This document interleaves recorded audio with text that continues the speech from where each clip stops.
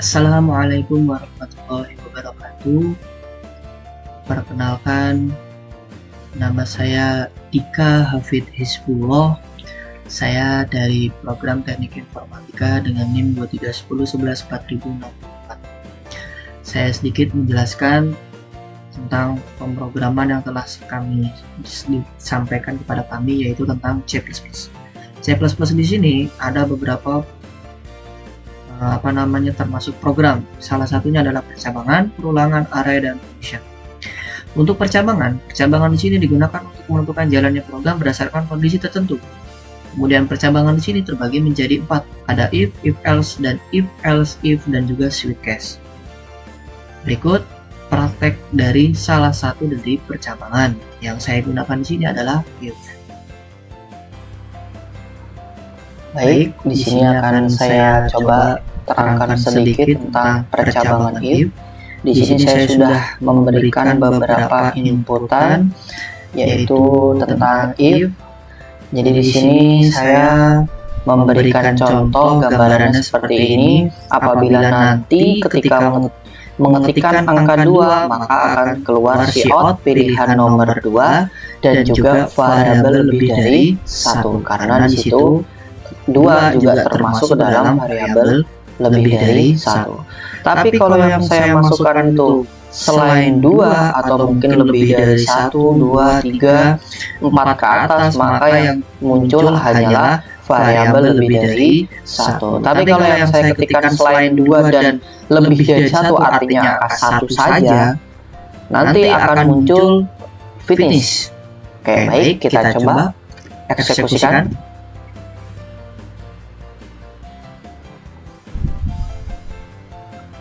Oke, baik. Sekarang kita coba masukkan angka yang pertama, yaitu 2. Nah, maka akan tampil pilihan nomor 2, variabel lebih dari 1. Jadi angka 2 ini adalah pilihan 2, juga termasuk dari lebih dari 1. Kemudian, kalau kita masukkan angkanya adalah contoh kecilnya 3, karena kan lebih dari 1, maka yang muncul adalah variabel lebih dari 1 finish, karena kita memilih lebih dari 1 atau angkanya itu lebih dari 1. Tapi kalau kita masukkan di situ, kita masukkan angkanya adalah hanya 1 atau 0, maka yang terjadi adalah dieksekusikannya finish, karena tidak termasuk ke dalam yang pilihan ini, hanya angka 2, hanya lebih dari 1. Itu terkait dengan percabangan if. Baik, terima kasih, kita lanjutkan. Selanjutnya, setelah kita di sini tadi mempelajari percabangan, yaitu kita melanjutkan yang namanya perulangan. Perulangan di sini ada for, ada while, dan do while. Jadi perulangan di sini digunakan untuk mengulangi eksekusi suatu blok kode secara berulang-ulang. Jadi tidak perlu kita menuliskan lagi sebanyak 1, 2, 3, 4, tapi cukup dengan sekali saja kita bisa mengeksekusi program tersebut secara berulang-ulang. Nah, untuk prakteknya di sini saya menggunakan praktek yaitu dari for. Berikut prakteknya. Oke, kita coba di sini kita menggunakan praktek dari for dengan perulangan, yaitu saya menginputkan cout yaitu hello world. Kemudian dari variabel i yaitu sebanyak 0 sampai lebih dari 10 atau kurang lebih dari 10. Maka kita akan coba dengan saya incrementkan, artinya tidak terus menerus, saya batasi. Kita coba, kita eksekusi.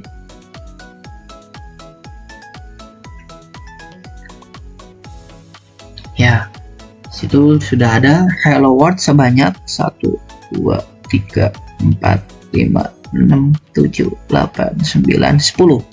Sudah tertulis di situ ada hello world sebanyak 10. Tapi kalau misalkan di situ incrementnya saya hilangkan, contoh tidak saya gunakan increment,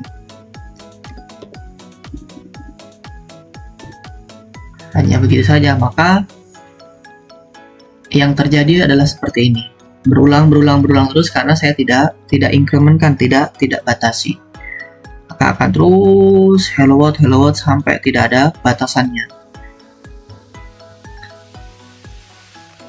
Tapi ketika saya masukkan di situ adalah incrementnya i plus,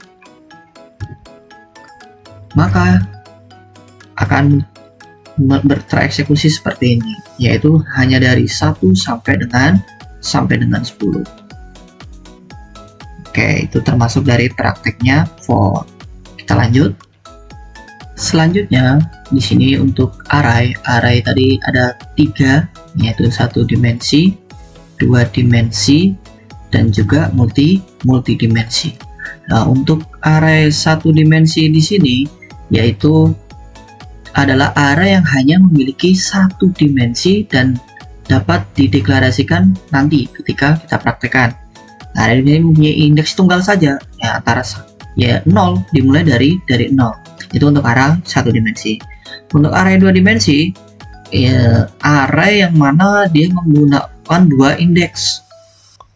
Nanti contohnya kita lihat nanti contohnya. Kemudian ada array multidimensi, itu semua nanti kita praktekkan. Berikut prakteknya array 1 dimensi, 2 dimensi, dan multidimensi.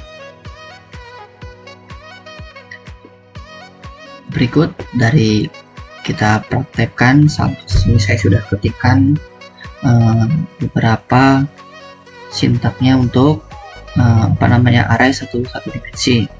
Dengan saya memiliki angka yaitu 10. Dengan variabel angka, kemudian mulai dari 0 sampai 10 sampai kurang dari 10. Kita lihat apa yang jadi. Nah, ini maka akan mengeksekusi dari 0 sampai dengan 9. Mungkin itu yang bisa kita praktekkan dari array 1 dimensi.